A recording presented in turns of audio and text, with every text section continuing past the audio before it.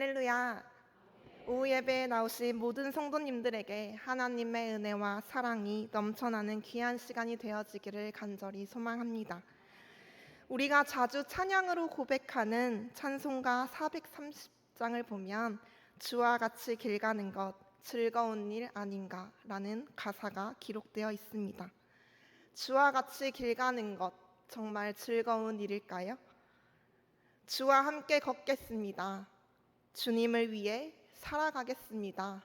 라고 결단하며 고백했던 우리의 삶 속에 하나님께서 주시는 참된 평안과 참된 행복이 가득 채워져 있을까요? 고학년부에서는 몇 명의 아이들과 함께 한 달 동안 제자 훈련을 진행했습니다. 일주일에 한 번, 총 4번밖에 되지 않는 짧은 시간이었지만 30일만큼은, 한 달만큼은 매일의 삶 속에서 말씀을 읽고 말씀을 묵상해 보기로 아이들과 함께 결단했습니다. 그렇게 아이들은 매일 말씀을 읽고 묵상하며 느낀 것들을 단체 카톡방에 공유하며 한 달의 시간을 보냈습니다. 아이들이 보내온 묵상 사진들을 보면 말씀을 알아가는 즐거움과 말씀으로 살아내는 행복이 가득 담겨져 있었습니다. 많은 은혜들이 있었지만 그중 한 아이의 고백을 통해 오늘의 질문이 저에게 던져졌습니다. 주와 같이 걸어가고 있는 이 길, 정말 즐거움으로 걸어가고 있을까? 주님을 위해 살아가리라 결단했던 나의 삶 속에 하나님께서 주시는 참된 평안과 참된 행복이 나에게 있을까? 한 아이의 고백입니다. 사랑의 하나님, 오늘은 새로운 하나님의 말씀을 들어서 기분이 너무 좋아요. 살면서 처음으로 들은 말씀이었는데 바로 이해할 수 있도록 제게 지혜를 주셔서 감사해요. 이 기쁨을 유지할 수 있도록 도와주세요. 예수님의 이름으로 기도합니다. 아멘. 다시 우리에게 질문을 던져봅니다. 주와 같이 길 가는 것 정말 즐겁고 행복하신가요? 우리가 살아가는 인생의 길은 늘 평탄하지만은 않습니다. 예상치 못한 어려움이 몰아치고 또 예상치 못한 아픔을 마주하기도 합니다. 우리가 걸어가고 있는 이 믿음의 길도 비슷합니다. 한 아이가 고백했던 것처럼 우리도 하나님을 사랑하고 하나님의 말씀을 알아가는 것만으로 행복을 느끼는 그런 굳건한 믿음으로 시작했지만 예상치 못한 어려움과 예상치 못했던 질병, 인간관계 속의 상처로 우리의 걸음은 점점 무거워지고 그때마다 굳건한 믿음은 조금씩 흔들리기 시작했습니다. 설교를 준비하며 그런 우리의 인생과 비슷한 영상을 하나 찾게 되었는데요. 함께 영상을 보시겠습니다. 지난주 미국 펜실베이니아주 필라델피아에서 열린 마라톤 대회 현장입니다. 결승선을 코앞에 둔 순간 기진맥진한 여성이 주저앉고 맙니다. 이 장면을 본 남성 2명이 달리기를 멈추고 여성을 양쪽에서 부축을 해보는데 다리에 힘이 풀린 여성은 한 발자국도 앞으로 나가지 못합니다. 그때 앞에서 뛰던 또 다른 남성 다시 돌아와서 아예 이 여성을 안고 결승선을 함께 통과합니다. 비록 자신의 마라톤 기록은 깨지 못했지만 도움이 필요한 사람을 돕는 건 당연하다고 말한 남성들의 따뜻한 마음이 잔잔한 감동을 주고 있습니다. 8년 전 미국의 필라델피아에서 열린 마라톤 대회 현장의 모습이었는데요. 힘차게 출발했던 모습과 달리 참가자는 점점 숨이 거칠어지고 다리에 힘이 풀려버리고 말았습니다. 더 이상 뛸 수 없었고 결승선이 눈앞에 보였지만 결승선에 다다를 수가 없었습니다. 그 순간 뒤따라오던 다른 참가자들이 자신의 길을 멈춰서고 그녀를 도와 함께 결승선을 통과합니다. 1분 1초가 중요한 마라톤 경기에서 그들은 그들의 기록을 포기하고 그녀를 부추기며 함께 결승선을 통과했습니다. 이 영상은 승리보다 더 값진 동행의 모습을 보여주고 있습니다. 우리는 인생길에서 또 믿음의 길에서 때때로 지쳐 넘어지고 쓰러집니다. 하지만 우리의 인생은, 우리의 믿음은 결코 넘어진 채로, 쓰러진 채로 멈춰 서지 않습니다. 뒤따라오던 다른 참가자들이 넘어진 그 참가자를 부축하며 함께 결승선을 통과했던 것처럼 우리의 곁에는 늘 우리와 동행하여 주시는 하나님이 계시기 때문입니다. 오늘 우리가 함께 읽은 이사야 41장 10절 말씀은 주와 같이 걸을 때 하나님께서 주시는 세 가지의 약속을 통해 주와 같이 길 가는 것, 즉 주님과 동행하는 우리의 삶이 얼마나 소중하고 얼마나 즐거운 일인지를 선포하고 있습니다. 하나님께서 이스라엘 백성들에게 주신 세 가지 약속의 은혜를 통해 다시 한번 주와 함께 걷는 길을 선택하리라 결단하고 용기 내어 한 걸음을 내딛는 귀한 시간이 되어지기를 소망합니다. 주와 같이 걸을 때 주시는 하나님의 첫 번째 약속은 바로 두려움 없이 걷게 하신다는 것입니다. 이사야 41장 10절은 바벨론 포로 중에 있는 고난과 고통 속에 있는 이스라엘 백성들을 향한 말씀입니다. 어려운 가운데 있는 이스라엘 백성들에게 두려워하지 말 것을 권면함으로 시작합니다. 여기서 말하는 두려움은 단순한 겁이나 순간적인 놀람이 아니라 앞날에 대한 지속적인 불안과 마음의 위축을 뜻합니다. 즉, 상황이 변하지 않을 것 같다는 생각이 계속해서 마음을 짓누르며 점점 믿음을 잃어버리게 되는 상태를 의미하는데요. 변하지 않는 상황 속에서 점점 무너져가는 믿음, 그 무게는 이스라엘 백성들이 겪는 고난의 무게보다 더 크고 무거운 고통이 되었을 것입니다. 하나님은 그 고통을 아시기에 이스라엘 백성들에게 그 어떠한 말보다 두려워하지 말라는 금지 명령을 먼저 주셨습니다. 그리고 바로 이어서 두려워하지 말아야 할 이유를 말씀하십니다. 그것은 바로 하나님께서 이스라엘 백성들과 함께 하시기 때문입니다. 하나님은 그의 백성이 처한 어떠한 상황 가운데서도 그들과 함께 하십니다. 특별히 그들이 처한 상황이 고난의 현장이라면 더더욱 그러합니다. 하나님의 징계로 나라를 잃고 먼 이방 땅으로 끌려가 포로 생활을 하는 이스라엘 백성들의 심정은 어떠했을까요? 그들은 아마도 자신들이 버림을 받은 것처럼 느껴졌을 것입니다. 하나님으로부터 버림을 받았다는 생각은 이스라엘 백성들을 더 좌절하게 하고 절망에 빠지게 하였을 것입니다.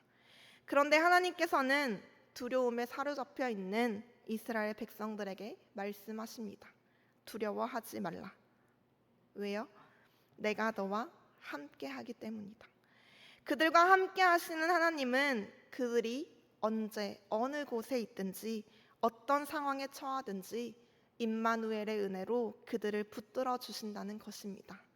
우리가 아파하고 괴로워할 때 하나님께서는 같이 아파하시며 같이 괴로워하시는 분이라는 것입니다. 그리고 이어서 말씀하십니다. 놀라지 말라. 나는 내 하나님이 됨이라. 여기서 놀라다라는 단어는 순간적인 충격과 당황을 의미합니다. 예상치 못한 위기 앞에서도 마음을 빼앗기지 말라는 것인데요. 왜요? 나는 내 하나님이 되기 때문이다. 나는 내 하나님이라는 표현은 단순히 우리의 창조주가 되어주신다는 것이 아니라 나를 위해 싸우시고 지키시는 언약의 하나님이라는 의미를 담고 있습니다. 시편 23편 4절에서 다윗은 이렇게 고백합니다. 내가 사망의 음침한 골짜기로 다닐지라도 해를 두려워하지 않을 것은 주께서 나와 함께 하심이라. 주의 지팡이와 막대기가 나를 안위하시나이다. 아멘. 다윗은 사망의 음침한 골짜기를 피한다고 고백하고 있지 않습니다. 믿음의 길을 걸어가고 있는 우리도 사망의 음침한 골짜기를 지나야 할 때가 분명히 있습니다. 하지만 우리의 목자 되시는 하나님께서 우리와 동행하시기에 우리는 두려워할 이유가 하나도 없습니다. 환경은 변하지 않지만 상황은 그대로지만 하나님께서 동행하신다는 그 사실만으로 우리는 두려움 없이 마음속에 두려움이 사라져야 합니다. 주와 같이 걸을 때 우리는 두려움 없이 걸어갈 수 있음을 기억해야 합니다. 언제나 주님과 동행하며 살아가는 우리 모두가 되기를 간절히 소망합니다. 주와 같이 걸을 때 주시는 하나님의 두 번째 약속은 바로 힘과 도움을 주신다는 것입니다. 하나님께서는 계속 말씀하십니다. 내가 너를 굳세게 하리라. 참으로 너를 도와주리라. 아멘. 굳세다라는 단어는 육체적으로나 정신적으로나 매우 강한 상태를 나타냅니다. 즉, 단순히 힘을 주는 것을 넘어서 어려움 속에서도 흔들리지 않고 믿음으로 굳건하게 세워주신다는 것입니다. 이어지는 말씀, 너를 도와주리라라는 의미는 문자적으로는 위험에 처한 어떤 대상을 보호하기 위해 그 주위를 에워싸는 것을 말하지만 성경에서는 주로 물심양면으로 궁핍한 자를 도우며 그 모든 필요를 채워준다는 의미로 많이 사용되고 있습니다. 즉, 하나님은 이스라엘 백성들의 모든 필요를 아시고 그 모든 것을 충족시키실 것임을 약속하고 계시는 것입니다.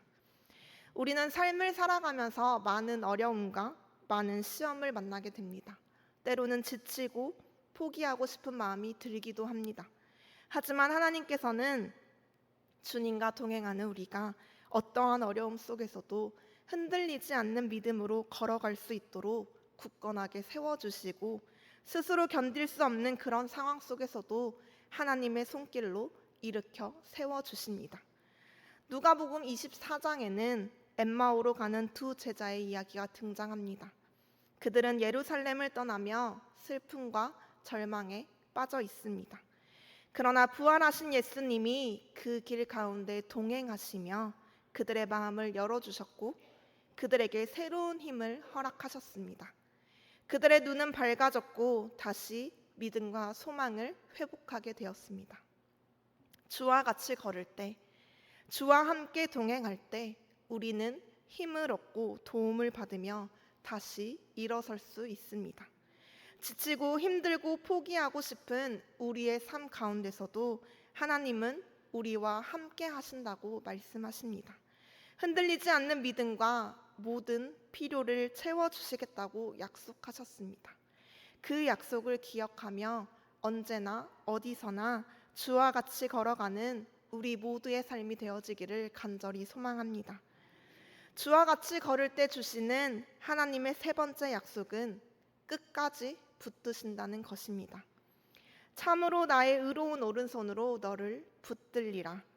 참으로 붙든다는 것은 잠깐 도와주다 마는 것이 아니라 상황이 아무리 어려울지라도 끝까지 변함없는 사랑으로 우리를 지키시고 보호하신다는 확실한 약속을 의미합니다.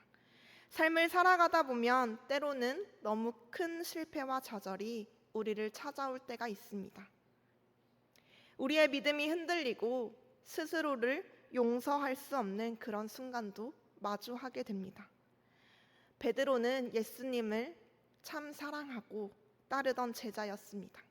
그런데 예수님이 잡히시던 그날 밤 3번이나 예수님을 부인했습니다.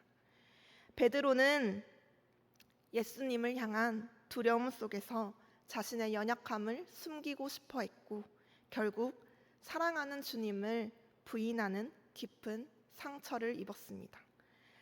하지만 예수님은 그런 베드로에게 끝까지 포기하지 않으시고 변함없는 사랑으로 지키시며 보호하셨습니다. 부활하신 후 엠마오로 가는 두 제자에게 나타나셨던 것처럼 베드로에게도 친히 나타나셔서 내 양을 먹이라 3번 말씀하시며 그의 실패와 상처를 덮으셨습니다. 그리고 새로운 사명을 허락하셨습니다. 우리 역시 넘어지고 실패합니다. 그러나 하나님께서는 그런 우리에게 말씀하십니다. 참으로 나의 의로운 오른손으로 너를 붙들리라. 하나님은 끝까지 우리를 붙드심으로 넘어지고 실패하는 우리를 다시 일으키시며 회복시키는 분이라는 것을 기억하길 소망합니다. 우리의 삶은 늘 순탄하지만은 않습니다. 때로는 앞길이 보이지 않아 막막하기도 하고요. 때로는 어려움을 마주하며 함께 있는 것 같지만 홀로 걸어가는 것처럼 느껴지기도 합니다. 우리는 그러할 때마다 기억해야 합니다. 우리는 주와 같이 이 길을 걸어가고 있다는 사실을 말이죠. 주와 같이 이 길을 걸어갈 때 하나님께서는 두려움 없는 걸음과 힘과 도움, 끝까지 붙들어 주신다는 것을 우리에게 약속하셨습니다. 하나님의 세 가지 약속은 우리의 삶 속에서 변함없는 위로와 소망이 되어줍니다. 그렇기에 우리는 분명히 고백할 수 있어야 합니다. 주와 같이 걷는 이 길은 단순히 고난과 어려움만 있는 길이 아니라 참된 즐거움과 기쁨이 넘치는 길이라는 것을 말입니다. 잠시 후에 설교를 마치면 함께 찬송가 430장을 고백할 건데요.